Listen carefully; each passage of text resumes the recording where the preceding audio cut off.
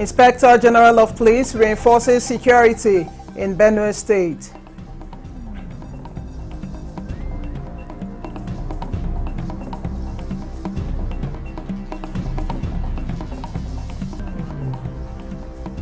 Key players seek enhanced partnership to eliminate cervical cancer in Nigeria.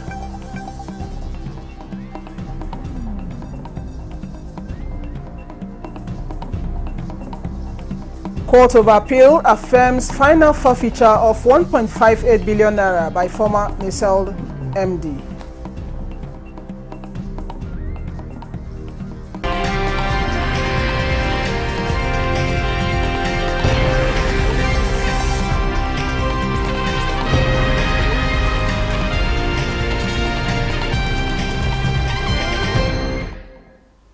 Hello and welcome to the news desk at 6 on NTN News 24. Coming to you live from Abuja, I am Chinenye Moe.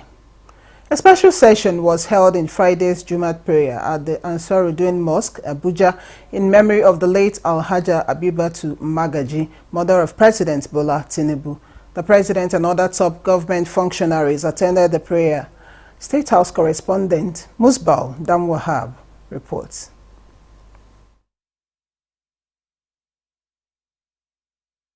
Details of this report in our subsequent bulletin. The Inspector General of Police has deployed special forces and tactical operation teams of the force to Benue State in order to reinforce existing ones to effectively combat the current surge of attacks and criminalities in the state. This is in response to the marching order by President Bola Ahmed Tinubu to all security formations to rise to the occasion during his visit to the state. Charles Abba reports that the Commissioner of Police, Ifeanyi Emenari, revealed this to pressmen in Makurdi. Commissioner of Police, Benue State Command, Ifeanyi Emenari, who assured Benue people of a more secured environment after the visit of President Bola Ahmed Tinubu to the state, affirmed that Yelwata community is now safe and peaceful. We sincerely thank the President for his recent visit to Benue State to commiserate with the government and the people of the state over the unfortunate attacks that claimed the lives of innocent citizens. His physical presence during such a difficult time brought immense comfort and hope to the grieving communities.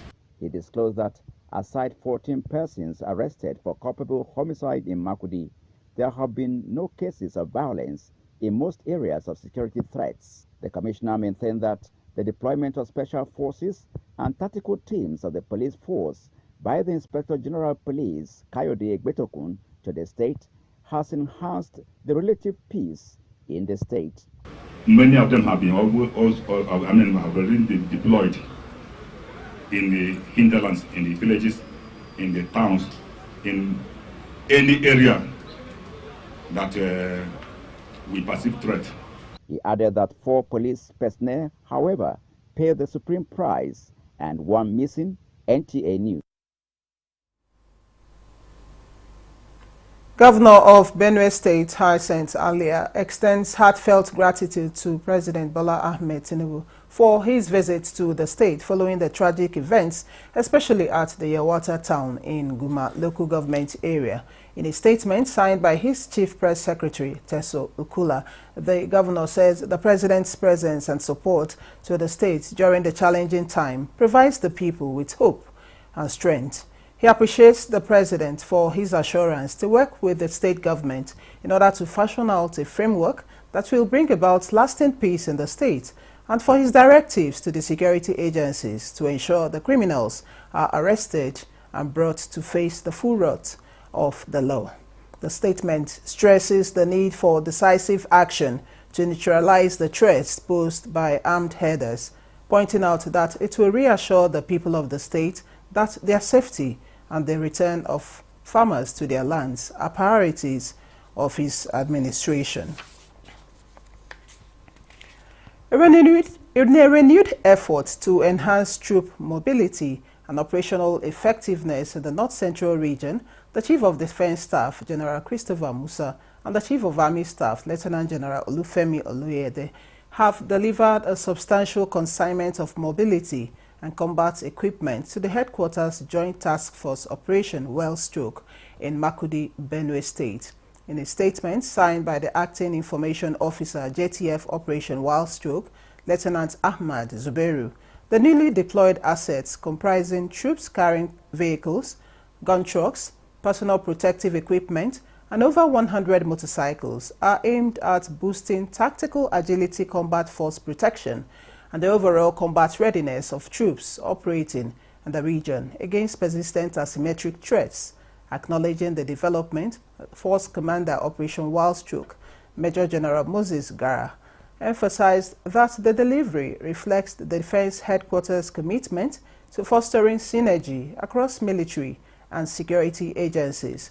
The strategic deployment of gun trucks by the CDS demonstrates a focus on enhancing mobility and survivability, while motorcycles provided by the Chief of Armed Staff are expected to significantly improve rapid response capability in rugged terrains. Major General Gara also expressed deep appreciation to the Chief of Air Staff, Air Marshal Hassan Bala Abubakar, for deploying additional air platforms to OPWS, noting that the enhanced air support further boosts surveillance, reconnaissance, and close air support for ground operations. He added that the new assets would be immediately integrated into ongoing clearance and stabilization operations to extend troops' reach, improve situational awareness, and reinforce troops' morale. The Nigerian Police Trust Fund has built and equipped a smart divisional police headquarters in Akeze, Ivo local government area of Ebonyi State. Fortunate also reports that the initiative is in line with efforts of the federal government towards ensuring prompt response to issues of unrest and continuous communal crisis being experienced in the area. For over 2 decades, there have been incidents of communal clashes between Akeze and their neighbors in Ivo local government area of Ebonyi State, leaving a tale of woes with lives and properties lost. The newly built ultra-modern divisional police headquarters in Akeze is therefore aimed at quelling the age-long communal crisis rocking the area, which now makes the axis notorious for kidnappings and violent robbery attacks. The divisional police station, built under Nigeria Police Trust Fund with solar-powered lights, modern toilet facilities, well-equipped offices, among others, as espoused by the Executive Secretary, Nigeria Police Trust Fund, is part of a vision to modernize the Nigeria Police Force that is responsible and technology-driven. And with the Nigeria Police Trust Fund's commitment to providing the police force with infrastructure that meets the realities of contemporary security challenges. The strategic location of the new ultra-modern police divisional headquarters, according to the Inspector General of Police, Kayode Egbetokun, represented by the Commissioner of Police, Ebonyi State Command, Antonia Ucheanya, will curb insecurity and restore order to the troubled areas. But rather a celebration of the commitment of the Nigeria Police Trust Fund to improving our work environment. For the Ebonyi State Governor, Francis Nwifuru, represented by his deputy, Patricia Obila, the inauguration of the project is a significant milestone in containing crisis in the area. Don't go to war with anybody. If you have anything that is above you, this is our center where you can come and table your issues. With the inauguration of the ultra-modern divisional police station, indigents of the area can easily report cases without delay. In Abakaliki, Fortunate Ozo, NTA News. On NTA's Good Morning Nigeria, key players in Nigeria's cancer control program say the ongoing partnership to eliminate cervical cancer is gaining strong momentum as the renewed drive is already attracting new investments and policy commitments aimed at expanding access to human papillomavirus (HPV) vaccination, screening and treatment services across the country. They emphasize that with the National Task Force on Cervical Cancer Elimination now active, Nigeria is firmly on track to making cervical cancer the first cancer to be eliminated in the country. Olusheye Adeabo reports. But what we want to do at the end of the exercise is that we will have vaccinated 40 million girls. We will have screened 40 million young girls, and that's about 8 million every year, and that's why we are calling it 8x8 strategy. And we will have treated about 10 million women for either pre-malignant lesions of the cervix and about 60,000 cases of real cancers. Professor Isaac Adewale, chairman of the National Task Force on Cervical Cancer Elimination, there highlighting the progress Nigeria has made in its national response to cervical cancer, and expressed optimism that the country is on track to meet the global target of eliminating cervical cancer by 2030. Addressing lingering myths and misconceptions surrounding vaccines and vaccination, speakers noted that the national HPV vaccination program is steadily improving. So what is important is we need to get out there. You need to help us in the media to talk to people so that we can spread the message. These vaccines are safe. They have been used, and some countries are almost eliminating cervical cancer in countries, in European countries, where they have been doing with these vaccinations. So we just need to trust our leaders. We need to trust our science and get it done. Presently now already there are researches that are ongoing. We've really concluded on them, and part of which during the last World Cancer Day we've had a screening activity. By doing that research work, we will ensure that the vaccines that we are actually administrating are really targeting and are means to solve our peculiar problem. Dr. Usman Waziri, Director of Cancer Prevention and Control at NACRATS, affirmed that Nigeria is aligning with the global agenda to eliminate cervical cancer by 2030. In Abuja, Olusheye Adiagbo, NTA News. The Transmission Company of Nigeria, TCN, says it has boosted capacity of the national grid with additional 5,910 MVA transformer to ensure its reliability. The General Manager Project Coordination, Aminu Tahir, reveals that this is achieved through the implementation of various donor-funded projects under the Project Management Unit of TCN. The unit is currently executing projects funded by the World Bank, Agence Française de Développement, and the African Development Bank, while the procurement process for the Japan International Cooperation Agency, Lagos and Ogun projects are being finalized. Several of the donor-funded projects, TCN says, have been completed, while others are about 80% completed.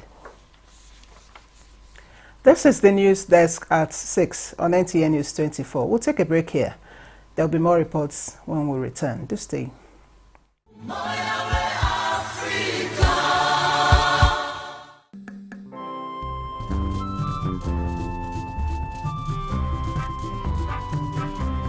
In the heart of Africa, where the sun rises over the savannah, a region rich in potential, Abuja, Nigeria, hosts the West African Economic Summit, WISE 2025. This edition promises to be a milestone event, shaping the future of West Africa's economy. Under the chairmanship of Bola Ahmed Tinubu, GCFR, President of the Federal Republic of Nigeria and Commander-in-Chief of the Armed Forces, WISE 2025 is a testament to Nigeria's commitment to regional integration and economic development. With the theme, Unlocking Trade and Investment Opportunities in the Region, this summit will unlock new opportunities for growth and prosperity. Join us at the luxuriant Ahmed Bola Tinubu International Conference Center, June the 20th to the 21st, 2025, as we forge new partnerships, drive innovation, and chart a new course for West Africa's economic future. Registration is ongoing. Be part of this pivotal moment, shaping the future of West Africa's economy. Join the conversation, build the future. Assisted by Ambassador Bianca Odumegwu-Ojukwu, the summit convener, His Excellency Ambassador Yusuf Meitamatuga, OON, Minister of Foreign Affairs. Join us at WISE 2025 and be part of shaping West Africa's economic future. West African Economic Summit, WISE 2025, Abuja, Nigeria, where leadership meets opportunity, where West Africa's economic potential meets opportunity.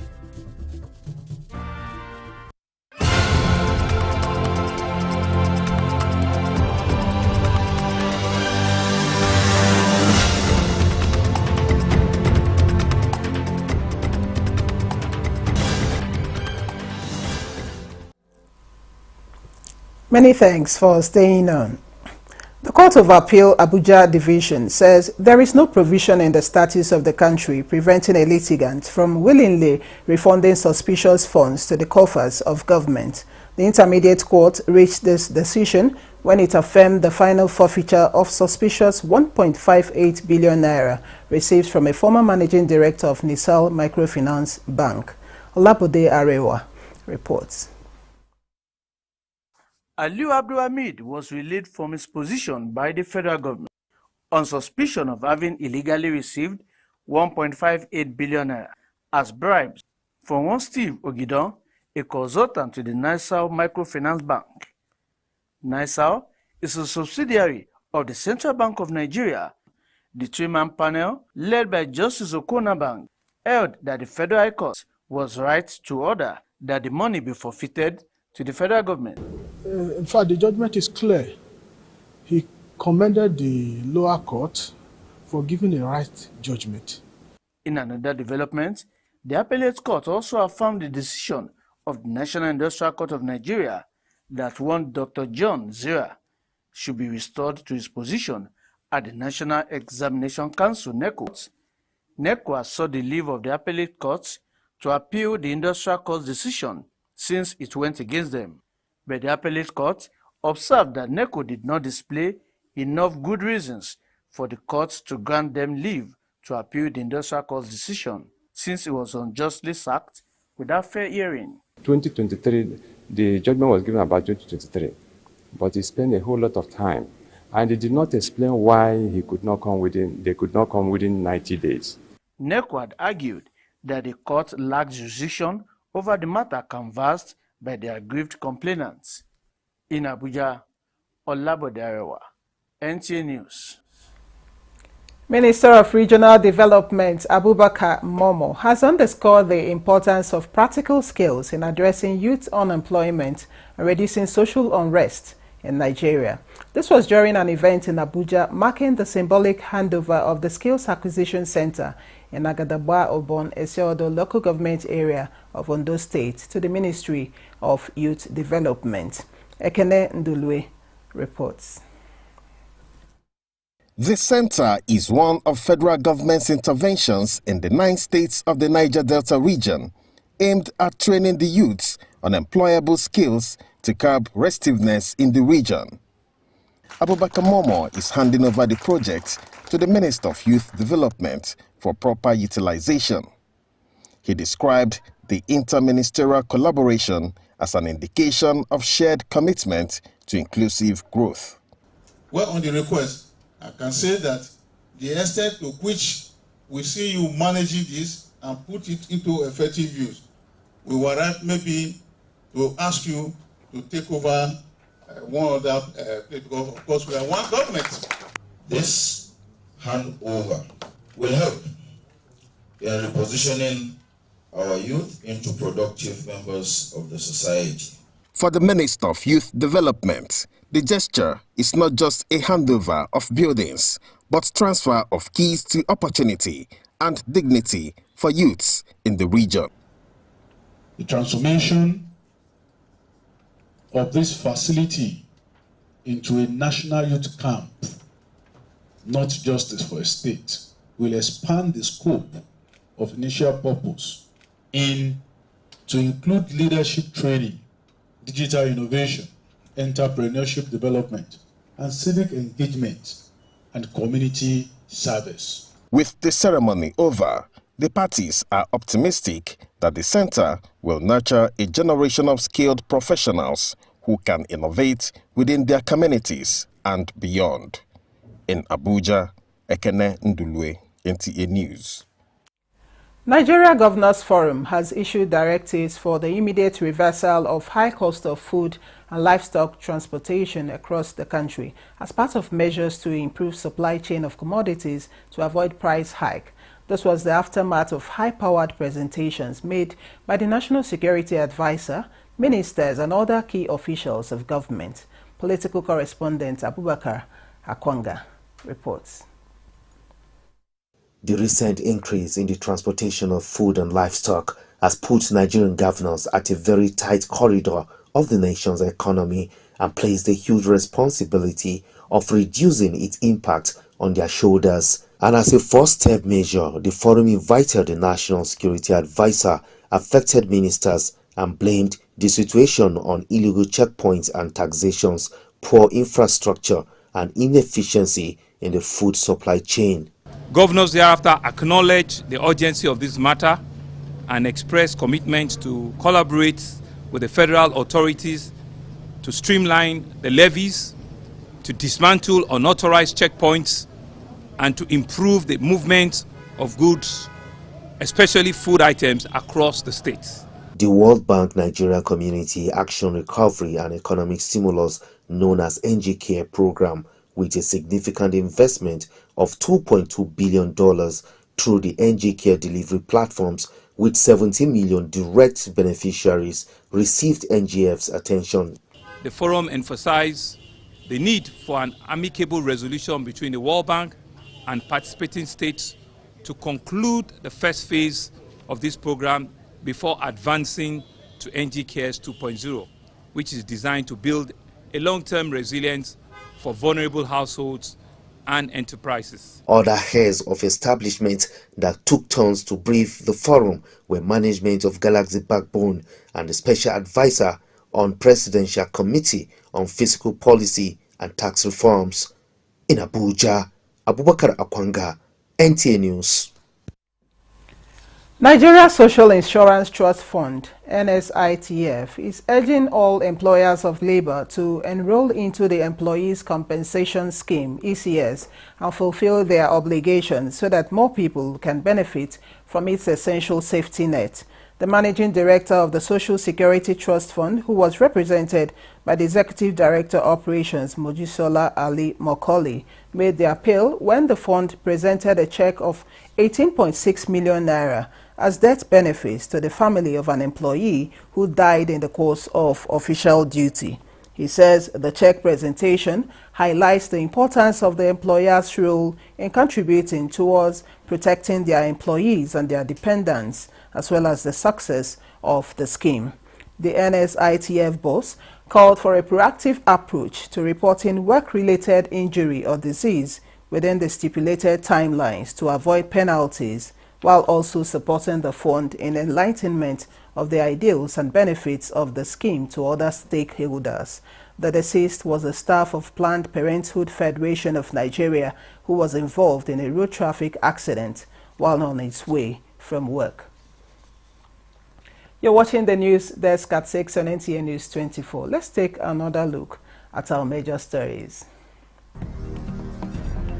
Inspector General of Police reinforces security in Benue State.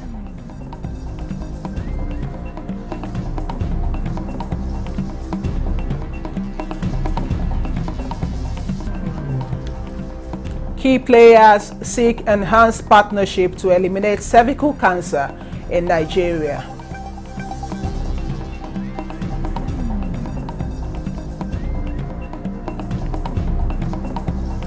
And Court of Appeal affirms final forfeiture of 1.58 billion naira by former NISAL MD.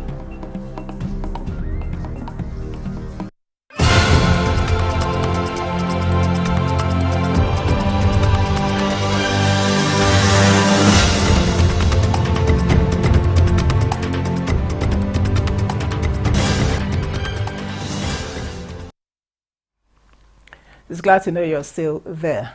A business networking lunch hour meeting between business community and Belgians is creating platforms for strategic networking with conversations centered on mutual beneficial terms. Tokbe Alabi reports that the business session held at the Ministry of Foreign Affairs was a redefining moment for key players to deepen consensus and collaboration around foreign direct investments. Nigeria is ranked 14th client in trade volume with Belgium exports to Nigeria, running to $4.28 billion in 2024, as trade balance between both countries stands at €468.3 million in favor of Belgium. This business networking meeting, supported by the Department of Economic Trade and Investment, Nigeria's Ministry of Foreign Affairs in Abuja, sees Belgium as a strategic trade partner for Nigerian business climate to facilitate economic growth. The Ministry of Foreign Affairs pledges its full support to facilitate your business ventures through diplomatic channels, ensuring that Nigeria remains an attractive destination for investment and trade. At the heart of all this relationship is what we normally call the foreign direct investment. Belgium has different business sectors that will do us a lot of good. Let's share ideas and share trade relations. So they will bring their innovations here and we'll also take our markets there. With presentations around opportunities and pitfalls in bilateral cooperations in healthcare, participants believe the time is now to leverage bilateral business space and grow Nigeria's economy. We are, I would say, working towards Nigeria-Belgium-Luxembourg Business Forum happening from the 22nd to the 24th of October in Brussels. So I think it's very crucial to have these discussions so that we can move ahead. In the first week of November. And these are going to be both excellent moments for further business to business and business to government exchanges and investment at large. Actually, they saw that we are prepared and that's why they are willing to do business with us. All you require is opportunity. And I believe that coming together to meet with these kind of investors, it also helped me a lot. They brought opportunities to the table. So strategically, you are meant to look at what can you key onto. What can you benefit from this partnership? Bilateral relations are crucial for fostering international cooperation, and this business networking is another platform for Nigerians to market their businesses and boost the country's GDP. In Abuja, Tokwe Alabi, NTA News. And that concludes the news desk at 6 on NTA News 24. Many thanks for watching. I am Chinenye Ngoye.